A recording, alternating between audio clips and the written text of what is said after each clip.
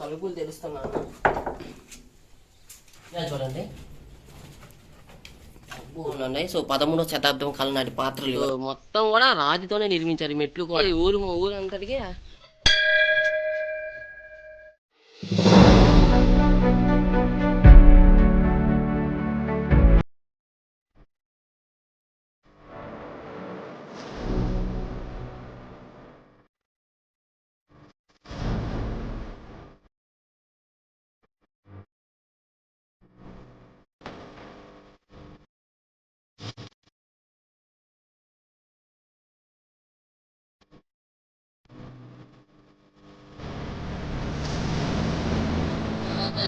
Friends, ఈరోజు అయితే మనం చాలా శివాలయాలకి అయితే వెళ్ళుంటాము. సో చూసే ఉంటాము. కానీ పురాతన కాలం నాటి శివాలయాన్ని మీరు ఎప్పుడైనా చూసారా? క్రీస్తు శకం 13వ శతాబ్దం నాటి శివాలయాన్ని మీరు ఎప్పుడైనా చూసారా? సో చూడకపోతే ఈరోజు మనం అదే శివాలయంలోకి వెళ్ళిపోతున్నాం అనమాట. సో ఈ శివాలయం వచ్చేసి దాదాపు కొన్ని వేల సంవత్సరాల కాలం నిర్మించారనమాట. సో అసలు ఈ శివాలయం ఎలా ఉంది, సో ఈ దేవాలయం చుట్టూ అసలు ఎలా ఉంటుంది, సో దేవాలయంలో మొత్తం ఎన్ని గదులు ఉన్నాయి, సో ఈ దేవాలయానికి సంబంధించిన మొత్తం చరిత్ర ఏమైనా ఉందా ఇక్కడ? సో ఈ దేవాలయం సంబంధించిన చరిత్ర కూడా ఈ యొక్క దేవాలయంలో రాసి పెడతారనమాట.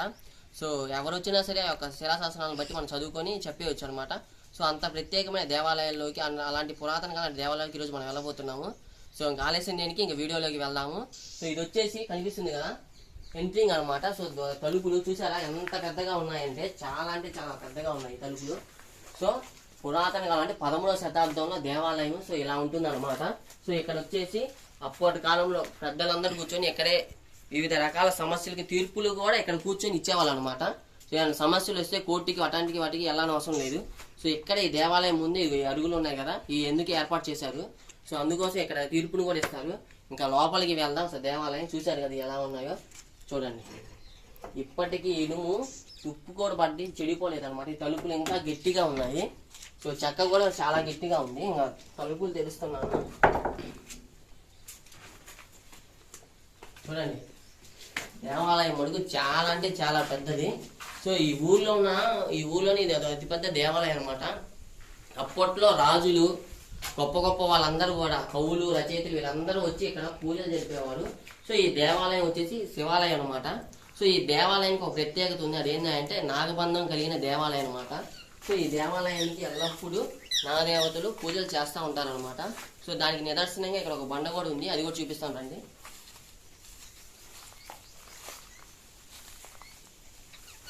ఒకసారి చూడండి.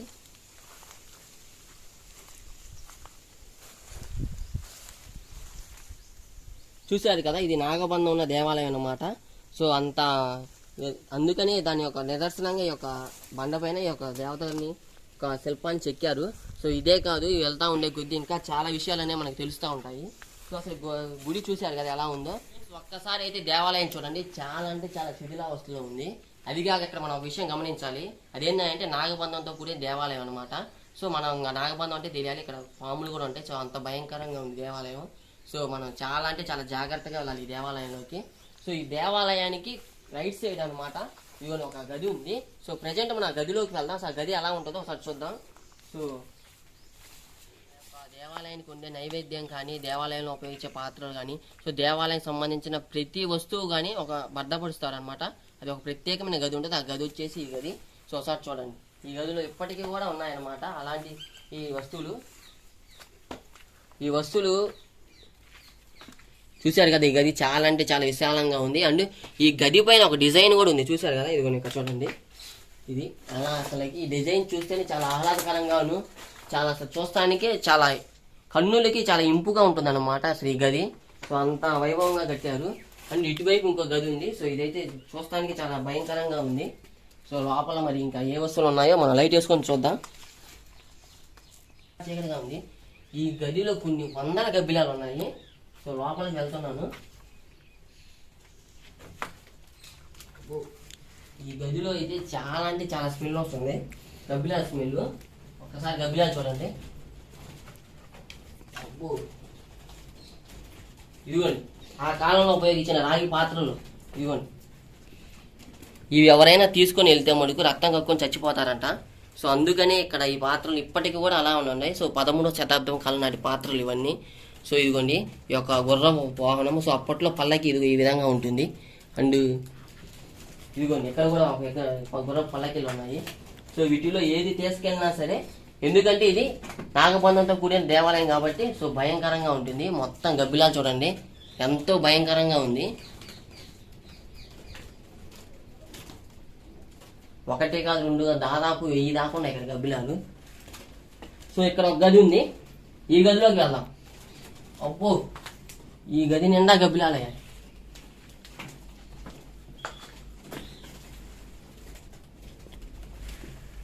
చూడండి ఒకసారి ఈ గది ఎలా ఉందో.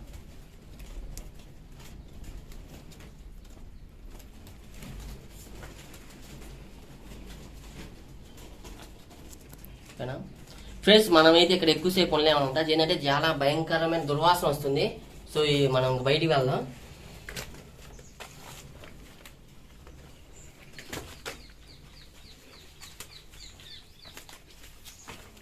అమ్మా, అసలు భయంకరమైన దుర్వాసన నుంచి మళ్ళీ మనశ్శాంతి బయటకు వచ్చానమాట. సో ఇక్కడ చూడండి మెట్లు కూడా ఉన్నాయి. సో మెట్ల మార్గం అనమాట. సో మొత్తం కూడా రాతితోనే నిర్మించారు ఈ మెట్లు కూడా. సో ఇలా పైకి ఎక్కి అసలు అక్కడ పైన ఉంటారనమాట. సో ఏమన్నా ఉత్సవాలు కానీ ఏమన్నా జరిగినప్పుడు ఈ మెట్లు ఎక్కి ఊరి ప్రజలందరికీ ఒక దండోరా వేస్తారనమాట. సో అందుకని ఈ మెట్లు కూడా ఏర్పాటు చేశారు. ఈ యొక్క దేవాలయం వచ్చేసి ఊరి మధ్యలో ఉంటుంది. ఫ్రెండ్స్ చూశారు కదా, ఇదిగోండి ఒక్కసారి చూడండి. ఈ యొక్క దేవాలయం ఈ పైకి ఎక్కగానే మనకి ఊరు మొత్తం కనిపిస్తుంది అనమాట. సో ఎందుకంటే ఇది ఊరంతటికి ఊరు మొత్తానికి పెద్దగా ఉంటుంది అనమాట. సో ఊర్లో ఉన్న ప్రతి ఒక్క ఇల్లు కూడా కనిపిస్తూ ఉంటుంది. అండ్ ఏదైనా అనౌన్స్మెంట్ చేసినా సరే అందరికీ వినిపిస్తుంది.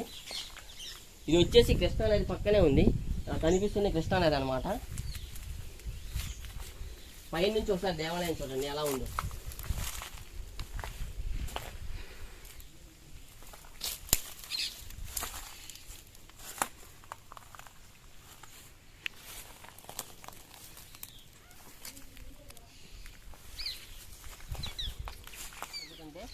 ఇదిలా వస్తుంది కదా, కొంచెం కూలిపోవటానికి ఆస్కారం ఉంటుంది అనమాట.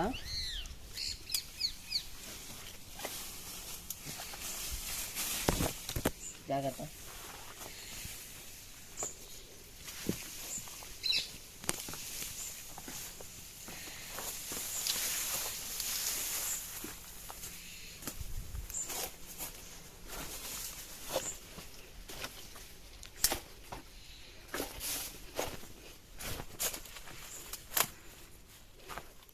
ఫ్రెండ్స్, ఈ చుట్టుపక్కల ఉన్నాయని చూసాము. ఇప్పుడు మనం లోపలికి వెళ్దాం, అసలైన దేవాలయంలోకి వెళ్దాం అనమాట. సో ఇక్కడ ఒక అక్షరం చూడండి, R1B5 అని రాస్తున్నారు కదా.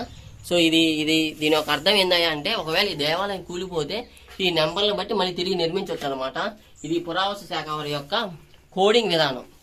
సో ఇది వచ్చేసి చూసారు కదా, మొత్తం 4 పిల్లర్లు ఉన్నాయి. సో మధ్యలో మనకు ప్రతి ఒక్క పురాతన కాలపు నాటి దేవాలయం అని మనకు రుజువు ఏంటంటే, సో ఇలాంటి అప్పుడు కామన్ అనమాట. ఇలాంటి డిజైన్ అప్పుడు చాలా ఫేమస్ అనమాట. సో ఇలా చతురస్రాకారంలో మధ్యలో వచ్చేసి చిన్న పుష్పంలాగా పువ్వు ఉంటుంది అనమాట. చుట్టూ వైపు ఇలా ఉంటుంది. ఇది అంటే 13వ శతాబ్దంలో ఫేమస్ అయిన డిజైన్ అనమాట ఇది. సో ఇప్పుడు మనం గుళ్ళోకి వెళ్దాం. సో ఇది గంట చూశారు కదా, చూడండి. చూసారు కదా ఎంతగా వినిపిస్తుందో. మనకి ఊరికి ఎలా కొడితే ఎలా వినిపించిందంటే, గట్టిగా కొడితే మనకు మామూలుగా వినిపించదు. ఎప్పటికీ ఇది తుప్పు పట్టలేదు, అలాగే ఉంది, శిథిలావస్థలో లేదు. సో ఇప్పటికి కూడా ఈ గంట అలాగే ఉందన్నమాట. 13వ శతాబ్దంలోని గంట అనమాట ఇది. సో దీన్ని ఎవరు ఇంతవరకు తీయలేదు. ఇంకా లోపలికి వెళ్దాం.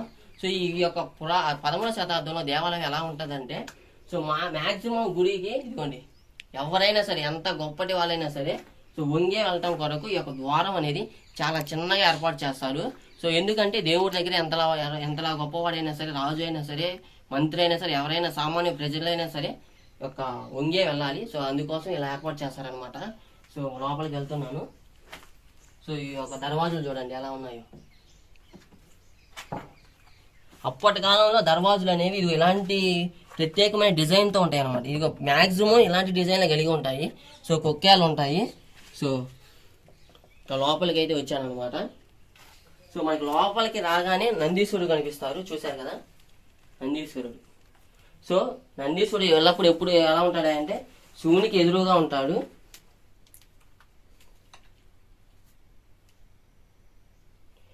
సో ఇవన్నీ వచ్చేసి ఆ కాలంలో ఉపయోగించిన ఈ శివాలయంలోని వస్తువులు అనమాట. ఇవన్నీ సో పూజకి కానీ నైవేద్యానికి కానీ సో ఈ యొక్క దేవాలయంలో సంబంధించిన ఆ కాలపు నాటి వస్తువులు అండ్ విగ్రహాలు కూడా సో ప్రెజెంట్ అయితే ఈ యొక్క దేవాలయాలన్నీ ధ్వంసం చేయబడ్డాయి. సో ఒకసారి చూద్దాం, లోపలికి వెళ్దాం.